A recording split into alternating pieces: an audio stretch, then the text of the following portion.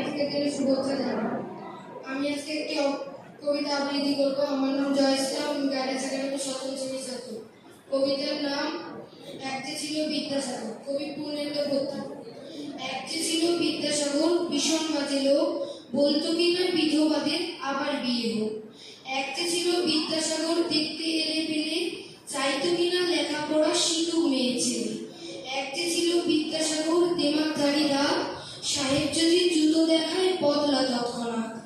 এক যে ছিল বিদ্যাসাগর, বুদ্ধি শুদ্ধি কই, লিখেই চলে শিশু পাঠ্য বই। এক যে ছিল বিদ্যাসাগর,